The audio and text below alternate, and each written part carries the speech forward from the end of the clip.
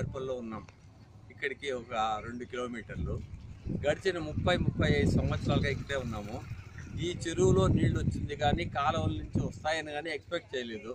ఈ హంద్రీ నీవా వల్ల ఇప్పుడు నీళ్లు నిన్న ఒక 10 దినాల నుంచి ఇప్పుడు మనకు వస్తున్నాయి.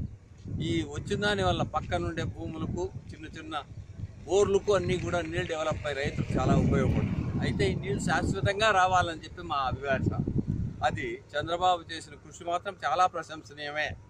అయితే కృష్ణా నీళ్లు కాకుండా గోదావరి అట్లా నీళ్లు వస్తే మాకు ఇంకా పర్మనెంట్గా వస్తాయని చెప్పి మా అందరి ఆశ. ఎందుకంటే కృష్ణా ఏదో 2 ఏళ్ళు 3 ఏళ్ళు ఒకసారి నిండుతూ ఉండే దానివల్ల గోదావరి నీళ్లు తీసుకొచ్చి మనకు పుష్కలంగా పట్టిసీమ ద్వారా లేదా పోలవరం ద్వారా ఇస్తే చాలా బాగుంటుంది. ఆ నీళ్లు శాశ్వతంగా ఉంటాయని చెప్పి మేము నమ్ముతున్నాం సార్. ఈ విధంగా ఇట్లా చేస్తే ఇక్కడ ఈ టౌన్లో ఉండే నీళ్ల ప్రాబ్లము, తర్వాత వ్యవసాయదారులకి నీటి కొరత ప్రాబ్లము, బోర్లో వాటర్ బాగా డెవలప్ కావడం ఇవన్నీ జరుగుతాయి. చాలా మంచి స్కీమ్. దీనికి ఎంత ఖర్చు పెట్టి బాగా చేసినా కూడా చాలా సంతోషంగా ఉంది ఇక్కడ రైతులందరికీ.